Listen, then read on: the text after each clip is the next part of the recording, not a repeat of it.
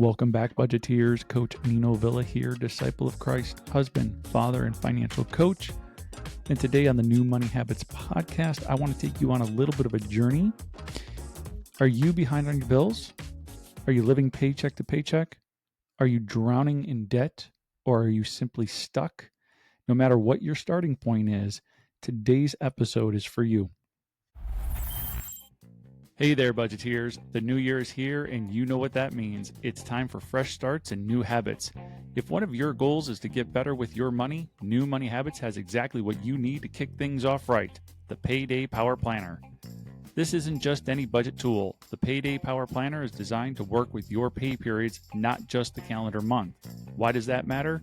Because it helps you to see exactly when your money is coming in and going out. No surprises, no guesswork. With the Payday Power Planner, you'll know if you're working with a surplus or facing a deficit, so you can make informed decisions about your money. It's not just a plan, it's the clarity and control you've been looking for to start the new year strong. Make this the year you finally build new habits for financial freedom. Grab your free Payday Power Planner from New Money Habits today and take the first step toward a better financial future. Visit newmoneyhabits.com now, because this year it's time for a better plan for your money. So no matter what your starting point is, whether you're behind on bills, living paycheck to paycheck, you're drowning in debt, or you just feel stuck, today's episode is going to be for you, because we're going to show you, I'm going to share client testimonials about people who, just like you, started in those positions, and share with you what they were able to achieve when they got serious about managing their money well. And please don't hear any unintended judgment there. When I say they finally got serious about managing their money well, it just means they kind of got sick and tired of being sick and tired. And if you've been hanging around the podcast any length of time, you may have heard me say things like, financial literacy is just not taught. For most of us, for the vast majority of us, we learn nothing in the way of personal finances back in high school or in college. Maybe you took an economics course, maybe it had a segment on personal finance, but it was probably either very inadequate or ill-timed. For instance, I was in 10th grade when I did my economics course, that my project was go out and buy a car. Well, it was so ill-timed because, one, I wasn't buying a $25,000 vehicle at the age of 16 or 17. And so there was very little relatability. And then for many of us, our parents don't teach us anything about personal finance either. And so when I say that these people got serious about managing their money well, it's just that they got sick and tired of being sick and tired, and they started to look for any information on how they could manage their money better. And if you're listening to this podcast, that's you. So let's start at the beginning. What if you're behind on your bills?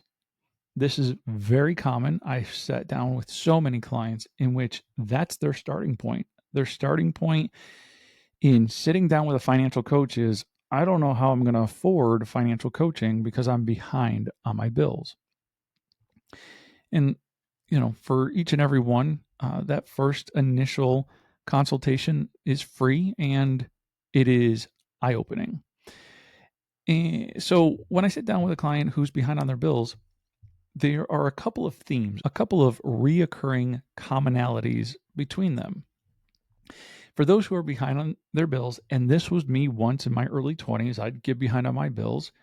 It's because I lacked intentionality.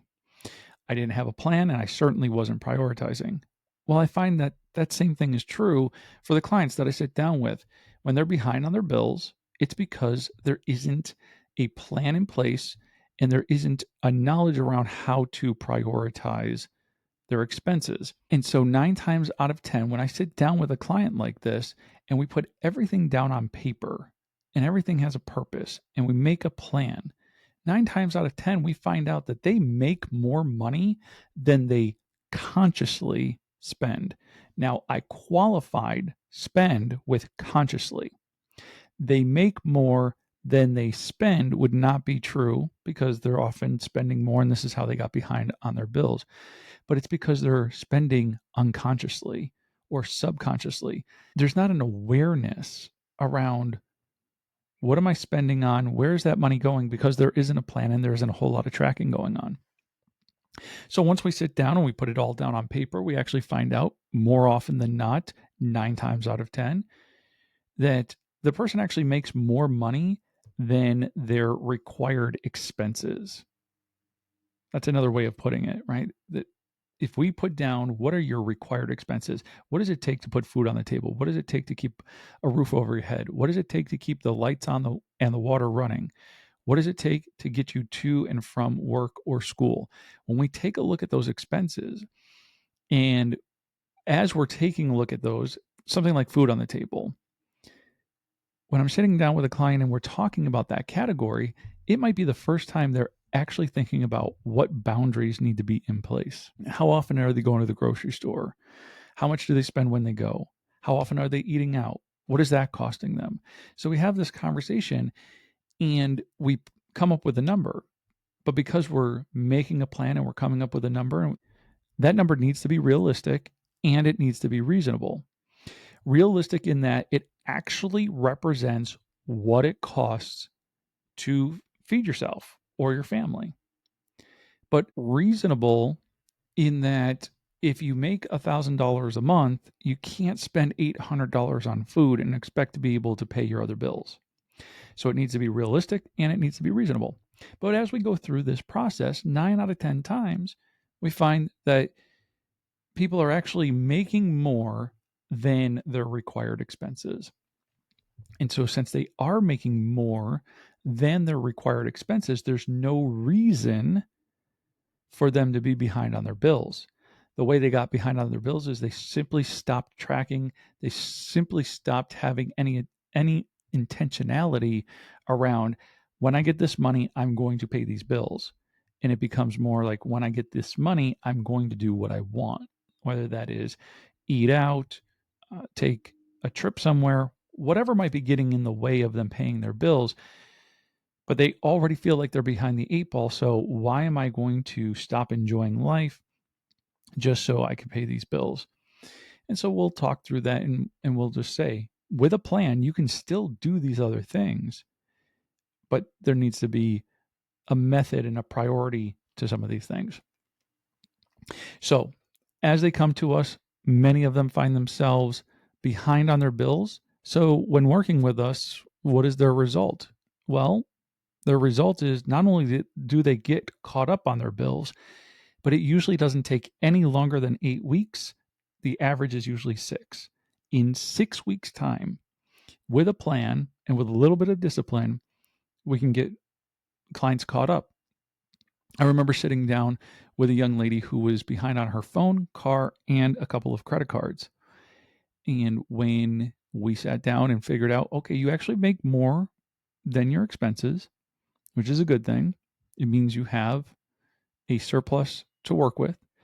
We can get you caught up. We can get you caught up on your car payment, your phone payments, and your credit cards. And we were able to do that within 6 weeks. So since I meet with clients on or around payday, and this particular client was paid bi-weekly, it's by the third meeting that we have already made a plan to get her caught up. And so 3 paychecks, 6 weeks gets her caught up. And that's pretty common. Like I said, it doesn't take longer than 8 weeks. So 2 months. In 2 months' time, we can get you completely caught up on your past due bills while you're still managing and maintaining everything else. A lot of times we think the situation is much worse than it actually is. And that is 10 out of 10. 10 out of 10, I sit down with clients and they think that their situation is really bad. And when we get it down on paper, whether it's still bad or not that bad at all, it's never as bad as they had it drummed up in their head. It's always worse in their head than it is on paper. And that's one of the reasons why I think a lot of them avoid making a plan in the first place, is they have made the situation so bad in their head that they don't actually want to look at it until they get to the point when they're sitting down with me, and not that they necessarily want to look at it, but that's when they're finally like, you know what? I'm no longer going to avoid this. I'm going to engage. And by engaging, they see, man, this situation is not nearly as bad as I thought it was. It's still not great. It's still not what I want, but it's not as bad as I thought it was. And so now that gives hope, and that gives a reason to continue to take another step forward. You took the first step, you sat down with a financial coach and you looked at it. Now take the next step, and let's start implementing some of the things we discussed so that you can reallocate funds to make sure that you get caught up on bills, and then you start to get ahead. Hey there, budgeteers. You know, good news can only be good news if there's bad news. So, what's the bad news? The bad news is you and I have a deadly disease called sin, and this disease causes us to rebel and disobey God. See, God is holy, righteous, and just, and He cannot be in the presence of sin. So this horrible disease of ours separates us from the God who created us. And the bad news gets worse. There isn't anything you or I can do to make ourselves right with God.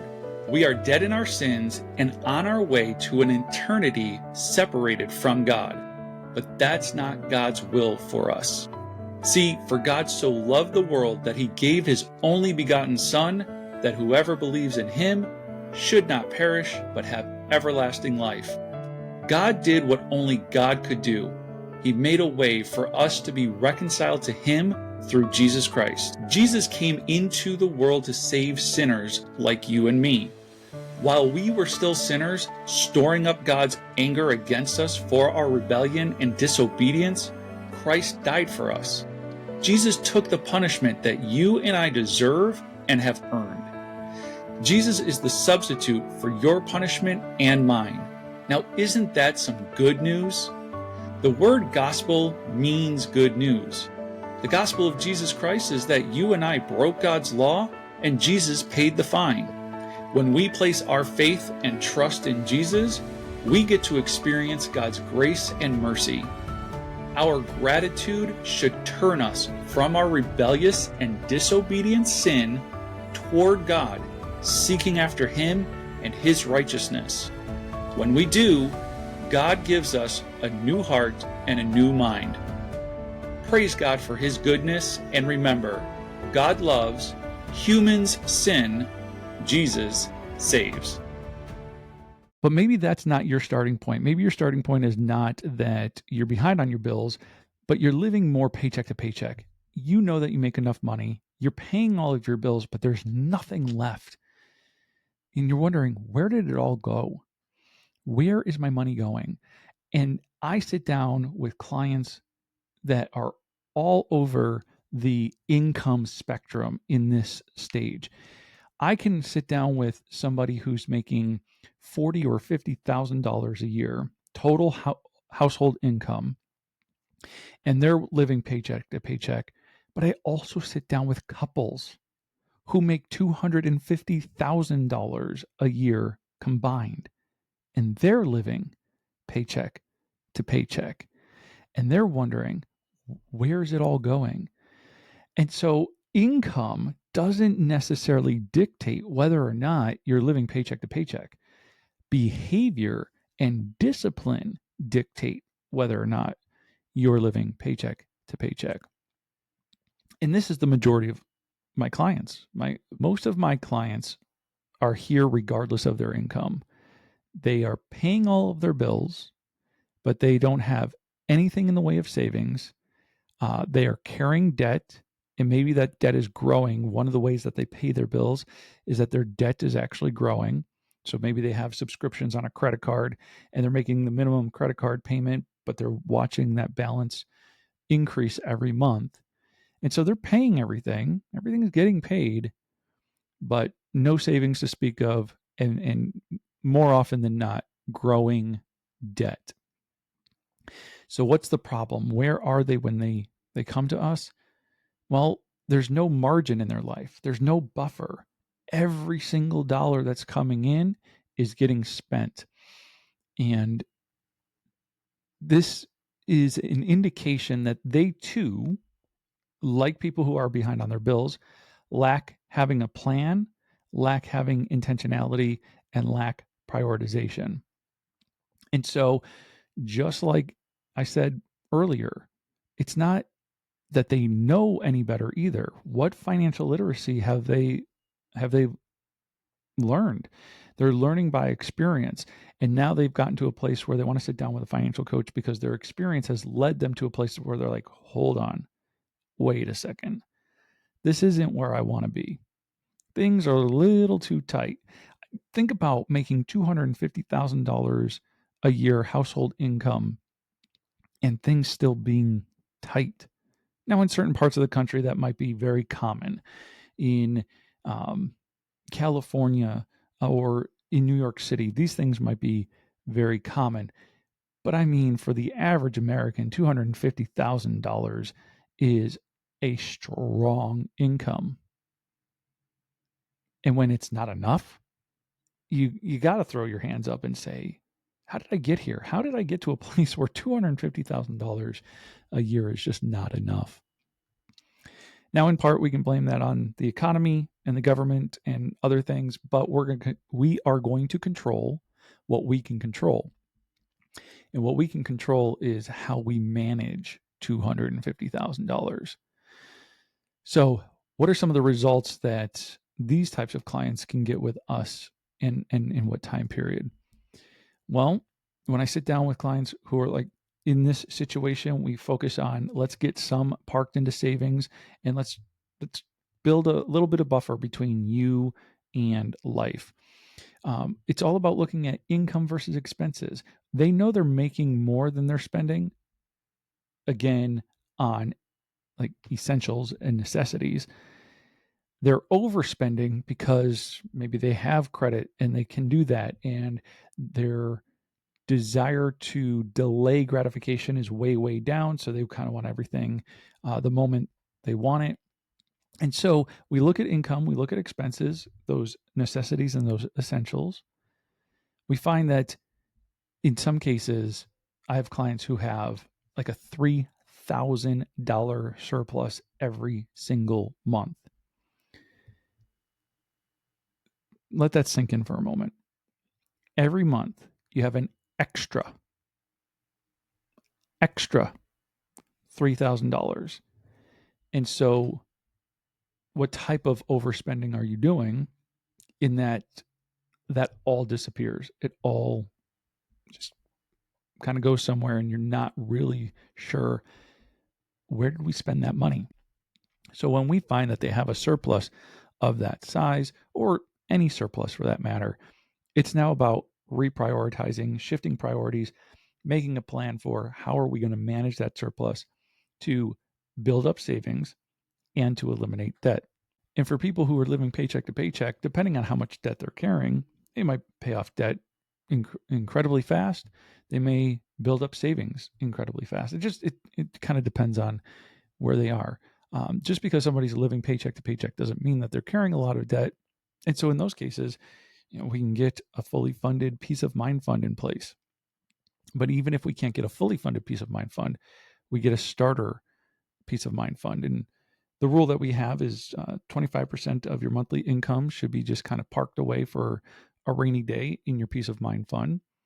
So if you're making $10,000 a month, you should have $2,500 socked away just as a buffer between you and life, and then come back and fully fund your peace of mind fund.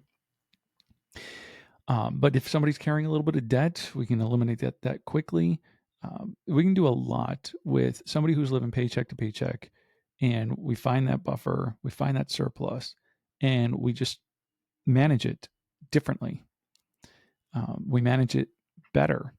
Right? It was being mismanaged. Now we're managing it well, and we are saving $2,500 in the first call. Right? In the first call, let's look at your income and expenses. Okay, you have this surplus of $3,000. You make $10,000 a month. Let's put $2,500 away right now. Let's just put it away. Let's not touch it. Your starter peace of mind fund is fully funded. So these things happen very, very quickly. Hey there, budgeteers. It's a brand new year, and that means it's time for new habits, starting with your money. Take charge of your finances in 2025 with New Money Habits Financial Coaching. This isn't your typical financial advice. New Money Habits is all about giving you the knowledge, tools, and support to make confident money moves and build a rock solid financial foundation. Here's the deal: we're offering a free discovery session to kick off your journey to financial freedom. That's right, no strings attached. In this session, one of our expert coaches will help you to identify your financial goals and create a better plan for your money. We'll help you master your money mindset, sharpen your money management skills, and keep you accountable every step of the way.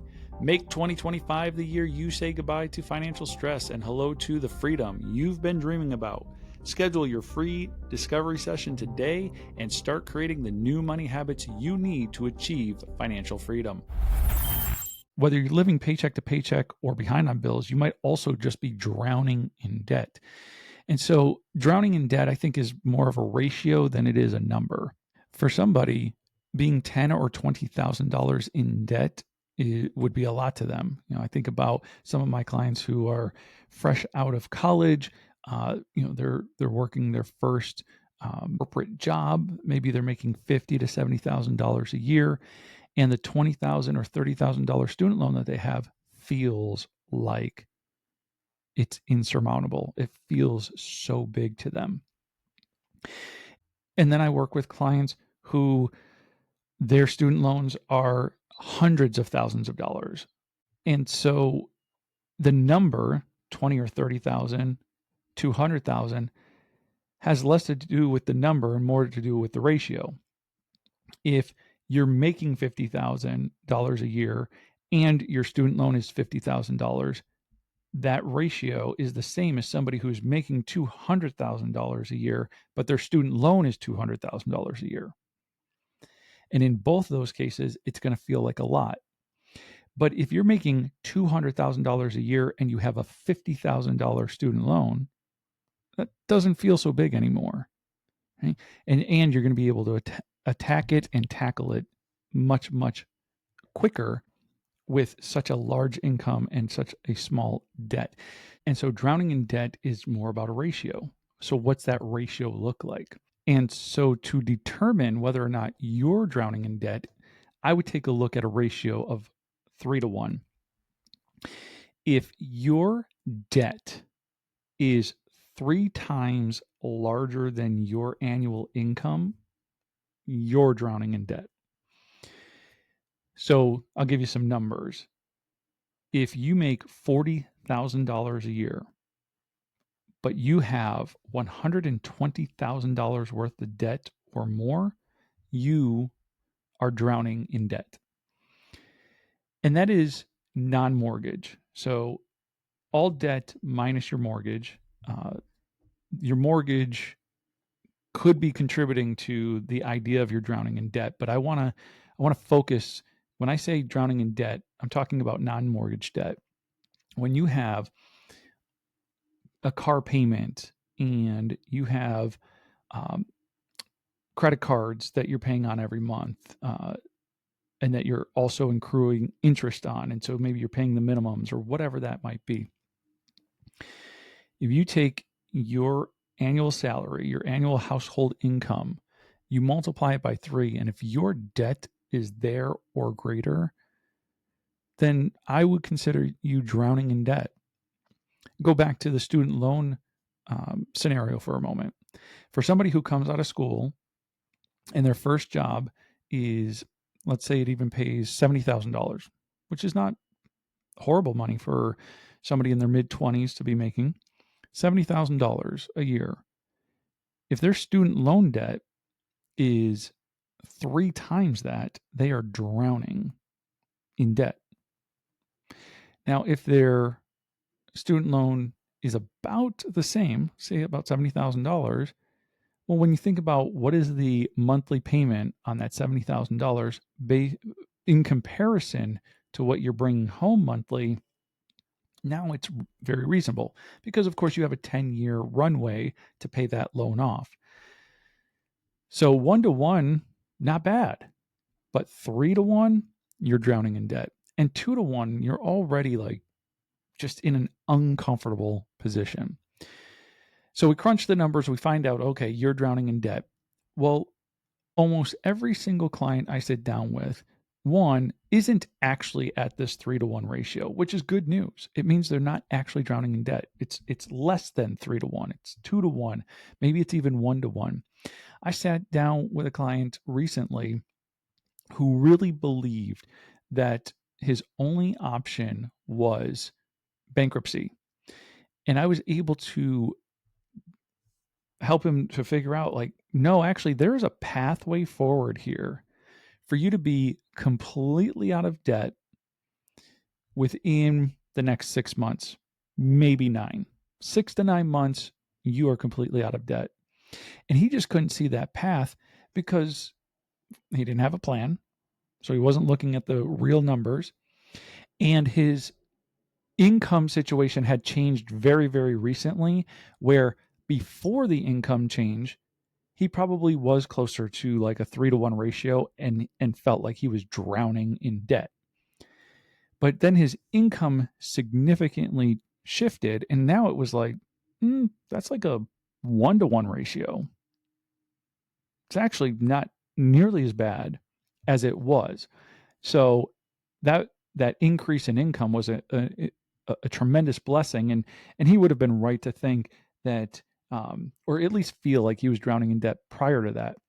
But just because you feel like you're drowning in debt doesn't mean bankruptcy is the ultimate answer. But too often, when I sit down with clients and we start crunching the numbers, that's what they think. They think, well, the only way out of this is bankruptcy. It's like, no, a little bit of planning, a little bit of discipline, and a little bit of good money management, and you're actually going to find a pathway out of this debt that's, for the most part, 2 years or less. It's very rare that it goes beyond 2 years. 2 years or less, a clear path forward, you're out of debt. So that could be 24 months, that could be 18 months, it could be 12 months. And in some cases, it could be 6 to 9 months. So even for people who feel like they're drowning in debt or may truly be drowning in debt based off of that 3 to 1 ratio, 6 months, 9 months, 12 months, 18 months, no more than 24 months, 2 years, clear path forward will get you out of debt, because we're just going to manage that money well. We're going to manage that income that you have. We're going to look at expenses. We're going to manage it well. We're going to get you out of debt. Hey there, budgeteers. It's a brand new year, and that means it's time for new habits, starting with your money. Take charge of your finances in 2025 with New Money Habits Financial Coaching. This isn't your typical financial advice. New Money Habits is all about giving you the knowledge, tools, and support to make confident money moves and build a rock-solid financial foundation. Here's the deal. We're offering a free discovery session to kick off your journey to financial freedom. That's right, no strings attached. In this session, one of our expert coaches will help you to identify your financial goals and create a better plan for your money. We'll help you master your money mindset, sharpen your money management skills, and keep you accountable every step of the way. Make 2025 the year you say goodbye to financial stress and hello to the freedom you've been dreaming about. Schedule your free discovery session today and start creating the new money habits you need to achieve financial freedom. All right. Last but certainly not least, maybe you just feel kind of stuck. Maybe you are like some clients that I sit down with who actually don't have any debt. They don't have any consumer debt. And in some cases, they don't even have a mortgage anymore. So they have no debt, no car payment, no credit cards, no student loans, none of it. And in some cases, not even a mortgage. And maybe you also have a significant amount of savings. Maybe you have $20,000 sitting in your peace of mind fund. But that's kind of it. And so if maybe you just feel stuck. I sat down with a client years ago. Her and her husband, very strong income earners, had $20,000 set aside in their peace of mind fund, but just kind of felt like, what are we doing? Why don't we feel like we're making any real progress.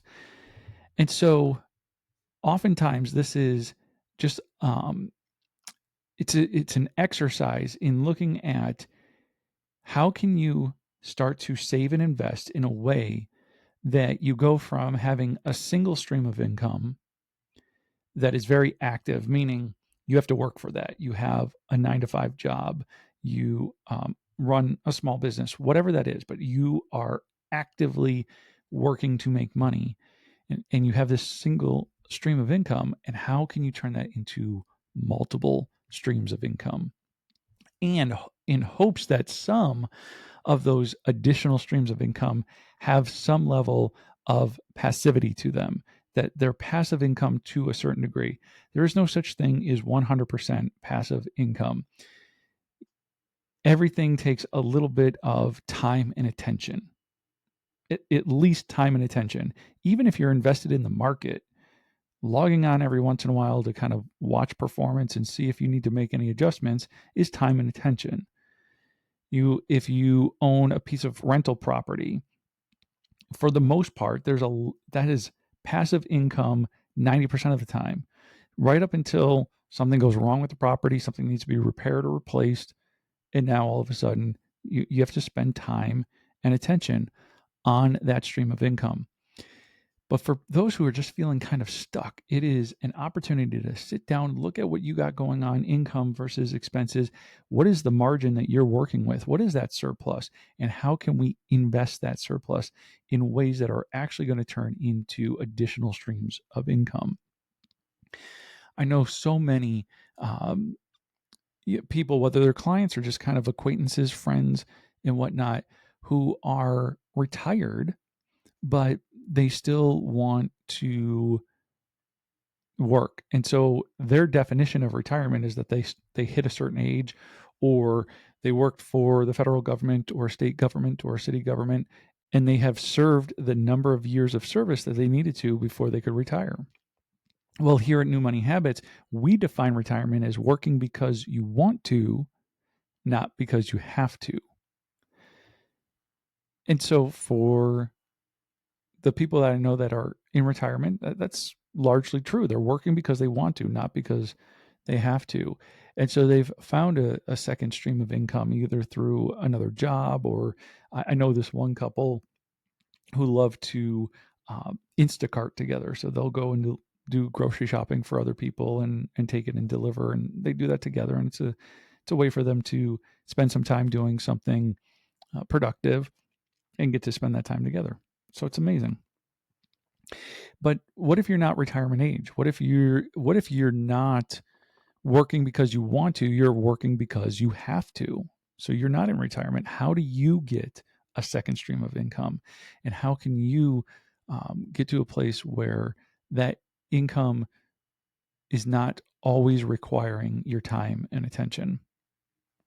And so we sit down with clients. Like I said, we look at what do you got to work with, and what are some of the things that you could be doing to generate some type of passive income or second stream of income. And a lot of times this is, it's time to invest in rental property. And so we have clients who are buying additional properties and either putting those out on short-term rental or traditional rental, but being able to generate an additional income from that. A close friend of mine is in a position where I keep hinting at the idea that he too should have a second property, and that second property should be somewhere that he wants to vacation, somewhere that he wants to take the family from time to time. But when it's sitting empty, it could easily be an Airbnb. It's an interesting and fun place to be, but it can also be a little bit intimidating or overwhelming, or just there's a little bit of uncertainty. Like, I've done all these things. I've gotten to a really good, comfortable place, and there can be fear around. But like, what if I make a misstep, and what if I, go from being in a really good financial position to something that's less ideal? Taking out a mortgage on another property for $200 or $300 or $400,000 is kind of scary. But then I know people who have done that, and they're not just a little successful at it. They're wildly successful at it. Imagine having a piece of property that not only is somebody else paying your mortgage for you throughout the course of the year through short-term rentals, but above and beyond that, you make double what your mortgage is a year, or sometimes 3 times as much.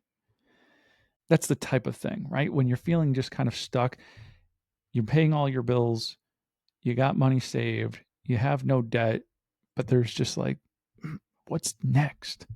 Well, that's what's next. And that's what it looks like to work with a financial coach at New Money Habits. We can take you from any starting point, help you to clarify what are your financial goals, and start to even put timelines around how long will it take you to get caught up on your bills? How long will it take you to save and eliminate debt? How long will it take you to be in a position where you can establish additional streams of income?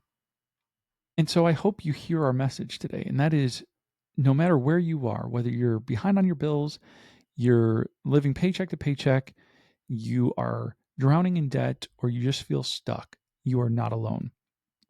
There are others who are like-minded, who are trying to achieve the same things that you are trying to achieve. And you can join them for free by joining the New Money Habits community. You also can become a member for as little as $5 a month, and you'll get access to some of our premier tools like the Payday Power Planner Plus.